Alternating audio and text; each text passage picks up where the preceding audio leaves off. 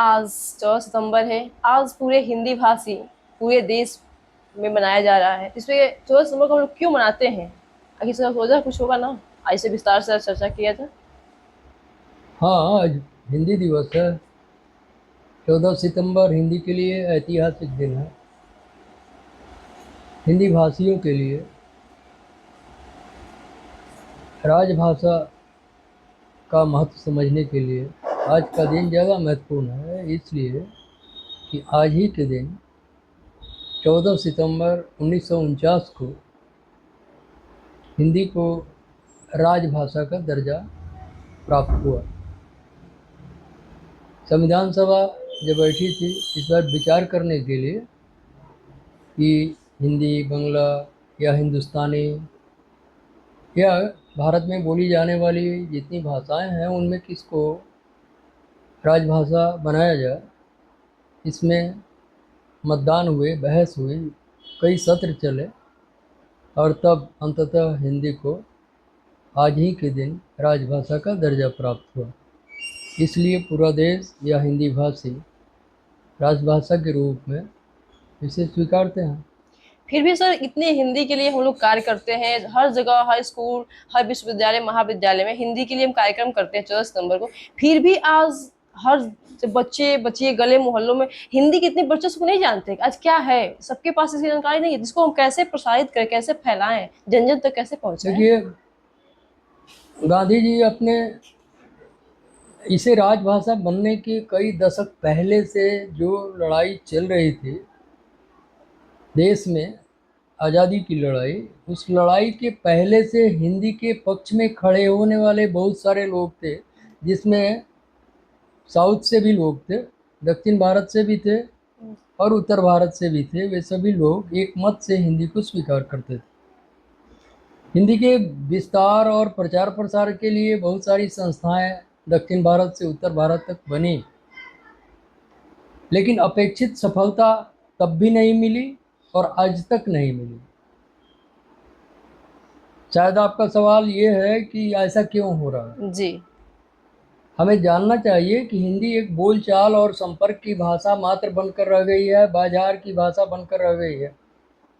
वह कोर्ट कचहरियों की भाषा नहीं बन सकी, वह विज्ञान की भाषा नहीं बन सकी, वह मेडिकल साइंस की भाषा नहीं बन सकी, वह इंजीनियरिंग की भाषा नहीं बन सकी। ऐसे में आज इससे अलग हटकर कोई अपने शिक्षा की बात कैसे सोच सकता है। तो सर ये भी मैं देख रही हूँ कि ज्यादातर हिंदी पे लोग कम ध्यान दे रहे हैं, अंग्रेजी की ज्यादा ध्यान दे रहे हैं। ऐसा क्या है आखिर अंग्रेजी पे लोग क्यों इतना फोकस कर रहे हैं, हिंदी को नहीं? जबकि जबकि एक राष्ट्र को विकास करने के लिए, देश को विकास, अपनी भाषा की उन्नति बहुत जरूरी होती है। तो हम अपनी भाषा को छोड़ करके, मूल को छोड़ करके हम क्यों दूसरे पे जा रहे हैं? क्या इसका वजह क्या है? कुछ कड़वी बातें हम इसमें कहना चाहते हैं जो हमने सोचा और महसूस किया है। जी। वो ये है, जो समाज, जैसे हिंदी भाषी समाज, उर्दू भाषी समाज या हर भाषा के बोलने वाले की एक अपनी संस्कृति होती है, जो सदियों की परंपरा के विकास का प्रतिफल होता है। हमारे पास जो पूंजी है वो संस्कृत से आती है। हिंदी का विकास संस्कृत की परंपरा से आता है। जो आधुनिक विकास है, चिकित्सा या विज्ञान या तकनीक के जितने सारे विस्तार हैं आधुनिक काल में, वह हमें कहने में कोई संकोच नहीं है कि ये हिंदी भाषियों और हिंदी संस्कृति से पैदा नहीं हुए हैं। ये सब पश्चिम से आए हैं। आप अगर कोई ईजाद करोगे तो अपनी भाषा में ईजाद करोगे, अपनी भाषा में बोलोगे, जैसे कंप्यूटर की भाषा। तो जिस भाषा में एक वैज्ञानिक सोचता है वही मूल भाषा होती है। तो भारत में जो संस्कृत की बुनियाद पर विकसित होने वाली हिंदी है, उसकी संस्कृति है, वो परमात्मा की बात करेगा, इस लोक नहीं उस लोक की बात करेगा, दर्शन की बात करेगा, जीवन अमर्त्य है, ऐसी ऐसी फिलोसफिकल बातें करेगा।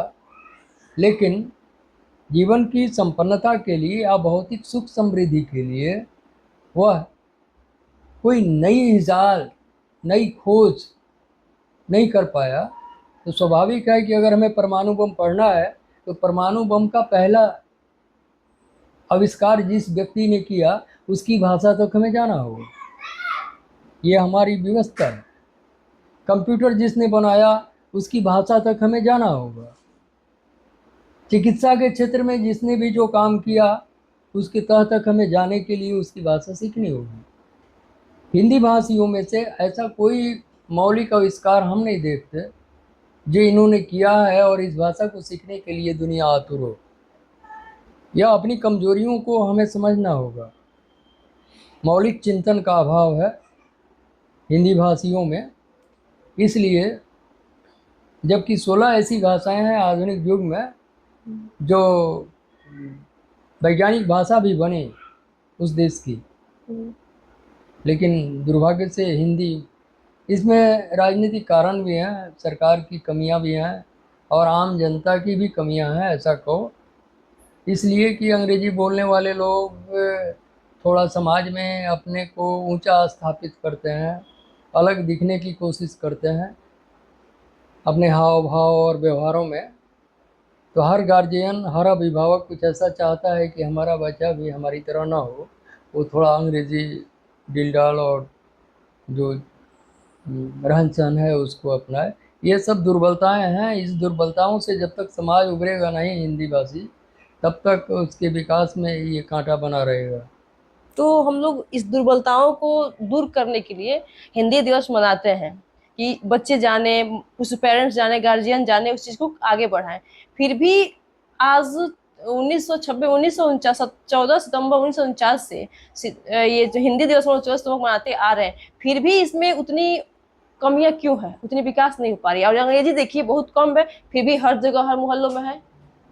अब बताओ कि हम जिन जिन विज्ञान और आविष्कार की बात कर रहे हैं, चिकित्सा की बात कर रहे हैं, क्या हिंदी में वैसी पुस्तकें उपलब्ध हैं जो पढ़कर हम वहाँ तक जा सकें?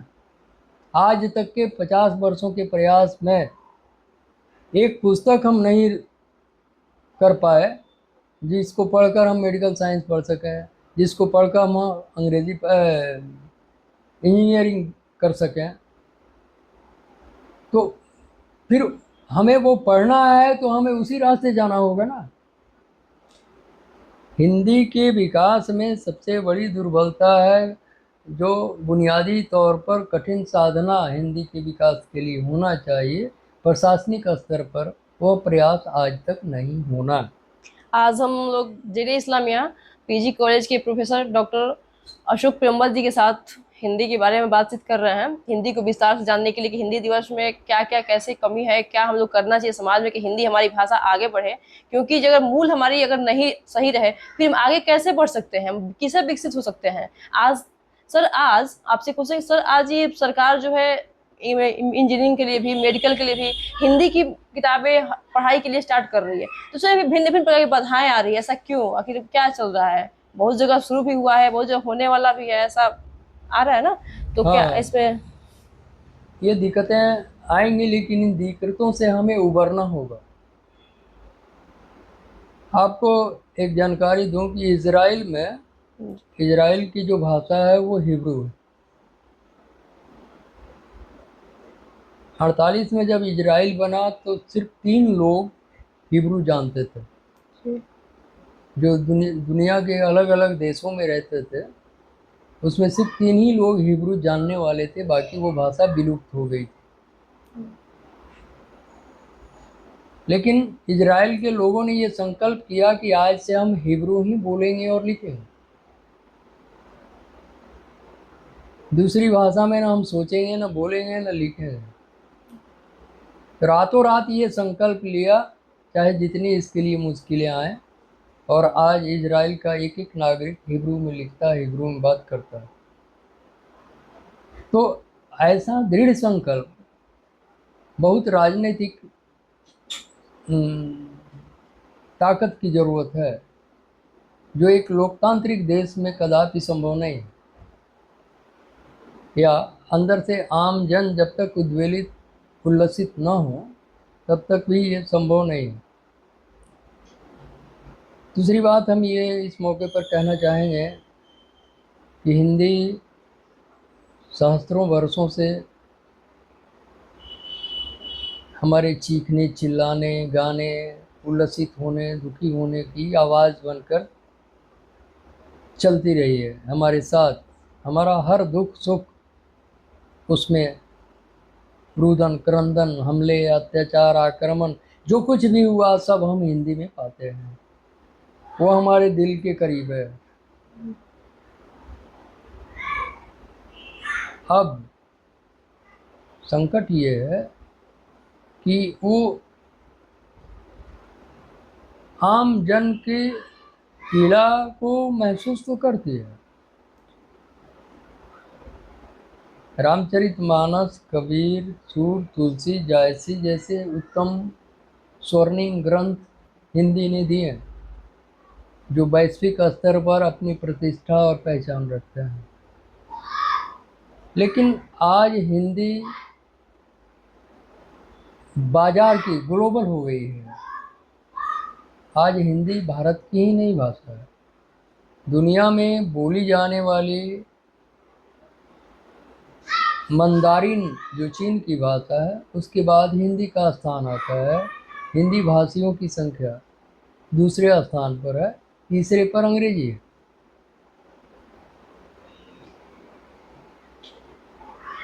सर, विदेशों में भी भाषाएं हमारी हिंदी की हो रही हैं। अमेरिका में दूसरे स्थान पे भाषा के ऊपर हिंदी को पढ़ाया जा रहा है। हाँ, लेकिन हम अपने भाषा, अपने देश में, अपने राष्ट्र में क्यों हम हिंदी की उतना तुच्छ देख रहे हैं? क्यों? आखिर क्या? विद्यापति कहते हैं कि देसिल बैना सब जन मीठा, यानी अपनी भाषा मीठी होती है। अगर हम अपने मूल को ही छोड़ देते हैं, त्याग देते हैं, तो फिर हम कहाँ जाएंगे? ताकि ऐसा क्यों कर रहा है लोग? हमारे देश की, हमारी भाषा जो हिंदुस्तानी है, वो क्यों ऐसा कर रहा है? वो क्यों नहीं समझ रहा है? विदेशों में पढ़ाया जा रहा है। और हमारे देश के जो लोग हैं, वो देखिए आजकल निजी संस्थानों में, प्राइवेटों में जाइए, सारी चीजें इंग्लिश है। भले बच्चे समझे, उनके अंदर अंडरस्टैंडिंग हो ना हो, लेकिन उनको इंग्लिश ही बोलना है, इंग्लिश ही पढ़ाना है। तो इस चीज को पेरेंट्स, गार्जियन को भी देखना पड़ेगा ना।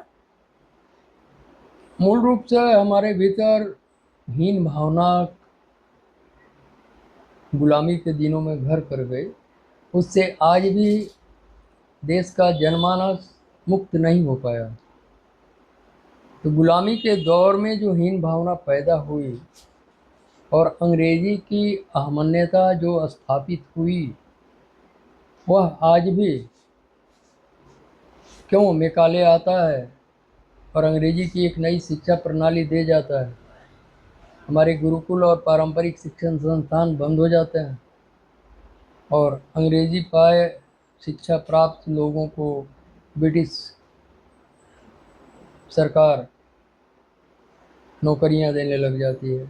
ये प्रवृत्ति तो वहाँ से चल रही है और धीरे धीरे धीरे धीरे उनके जाने के बाद भी वो उसी स्वरूप में विकसित होती गई। ये अंग्रेजी जानना शीर्ष स्तर पर कंपलसरी है, भले ही राज्य के स्तर पर जरूरी न हो।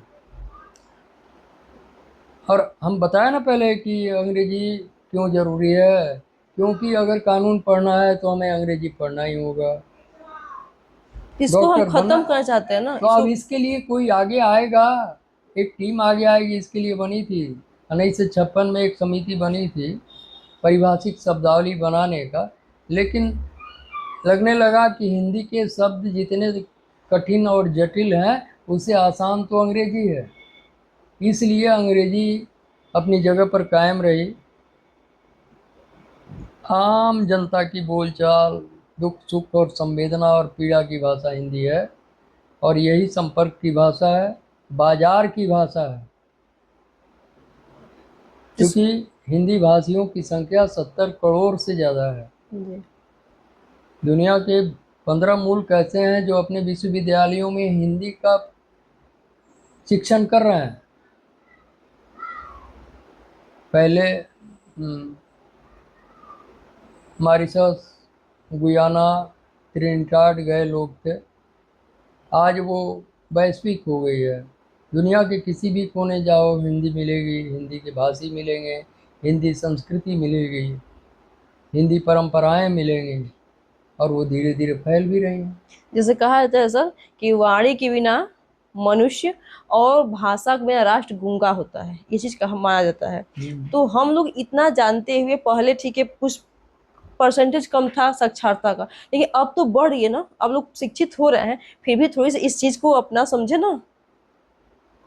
इसके लिए क्या कर किया जाए, हम लोग क्या मतलब। स्वाभिमान का अभाव है। हिंदी बोलकर हम अपने को गौरवान्वित नहीं होते हैं, अंग्रेजी बोलकर गौरवान्वित होते हैं।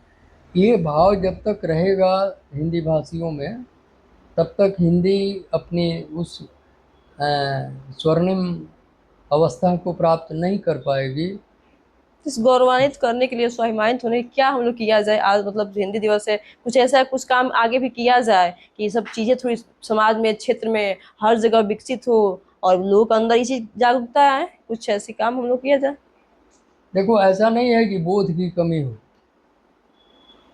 लोगों में बोध है, लेकिन अपने को अलग स्थापित करने के लिए 10 हिंदी भाषी हैं, वो भी हिंदी जानता है, लेकिन एक रवा आदमी आएगा, वो अंग्रेजी इसलिए बोलना चाहेगा कि हम इन 10 लोगों पर अपना प्रभुत्व कायम कर सकें। ये मनोवृत्ति है हीन भावना की, ये सबल नहीं है भावना। जबकि अपनी भाषा ही अच्छी होती है जब मौजूद, लेकिन लोगों के अंदर ये इसी भावनाएं पैदा की जा रही है कि अंग्रेजी अच्छी है, सबल है, हिंदी कमजोर नई पड़ी है। पीढ़ी इस चीज़ को महसूस कर रही है आज के दौर में। कम से कम पिछले 1 दशक से ऐसा दिख रहा है कि अपनी परंपराओं के प्रति, अपनी रीति रिवाजों के प्रति, अपनी संस्कृति के प्रति, अपनी वेशभूषा के प्रति लोगों में रुझान बढ़ा है, लोगों की चाहतें बढ़ी हैं, और ये एक अच्छी प्रवृत्ति है हिंदी के विकास। हिंदी अकेले हिंदी नहीं जाती है। जब हिंदी की बात हम करते हैं तो एक संपूर्ण संस्कृति की बात होती है, बिल्कुल उसका एक स्वरूप हमारे सामने आता है। बिल्कुल क्योंकि हिंदी अकेले हिंदी कुछ नहीं है, वो भोजपुरी भी है, वो अवधी भी है, वो मगही भी है, बिल्कुल वो मैथिली भी है, वो अंगिका भी है, वो बज्जिका भी है। उसके भीतर बोली जाने वाली 18 बोलियों का एक समूह है जिसको हम हिंदी कहते हैं। भोजपुरी जो व्यक्ति बोलता है, जो शहर नहीं गया है कभी, वो भी हिंदी से परहेज नहीं करता, वो उसी तरह से जानता समझता और बोलता है। बिल्कुल अंगिका भी जाओगे तो वैसा ही होगा। फिर बहुत सारी बोलियों को मिलाकर एक हिंदी का विकास होता है पिछले 300 वर्षों में। तुम्हें तो इतिहास मालूम है, जी 1803 से शुरू होकर ये यात्रा यहाँ तक पहुँची है। जी तो इतने वर्षों की इस यात्रा में आधुनिक हिंदी का जो विकास का स्वरूप सामने आया है, आगे भी फलेगा फूलेगा विकसित होगा, इसमें संदेह की जगह नहीं है। लेकिन वह सिर्फ शायद संपर्क और बाजार की भाषा बनकर रह जाए। दुख इस बात का है, विज्ञान और कानून की भाषा न बने, तकनीक की भाषा न बने, तो ये उसका कमज़ोर पक्ष है। देखिए अगली पीढ़ियाँ इसके लिए क्या करती हैं और किस तरह से इसके विकास में अपना योगदान करती हैं, देखने की बात है। आपका मानना है कि पहले से अधिक हिंदी में लोगों की रुझान बढ़ी है, आपका ये हाँ पहले से आप मतलब ये आंकड़ा आंकड़ा किए हैं, आकलन की पहले से हाँ हाँ, रुझान बढ़ बिल्कुल रही है। बिल्कुल। आपकी सरकार भी देख रहे हैं कि हर जगह नीति शिक्षा जो नया लागू हुई है उसमें भी हिंदी के बारे में वर्चस्व हाँ, कर रही है, बदल अब रहा है। बदल रहा है। आप सर का यही कहना है आज की हिंदी भाषी बढ़ रहे हैं, पहले की अपेक्षा नई पीढ़ियां हिंदी में कायम आगे रुझान ला रही है, कर रही है। इसलिए आज 14 सितंबर है तो हम लोग हिंदी दिवस पे विस्तार से चर्चाएं किए, और आगे भी इसके लिए हम सभी से यही आग्रह करेंगे कि हिंदी भाषा के लिए आप सभी लोग जगह जगह, मोहल्ले, घर, सब लोग हिंदी के प्रति रुझान बढ़ाए, आगे बढ़े। क्योंकि अगर हम अपना अस्तित्व खो देंगे फिर हमारा, क्योंकि जड़ जब तक स्तंभ रहेगी, मजबूत नहीं होगी, तो पत्ते कहाँ से होंगे। इसलिए जड़ को स्तंभ बनाना, मूल बनाना बहुत जरूरी है। इसके लिए बहुत बहुत धन्यवाद।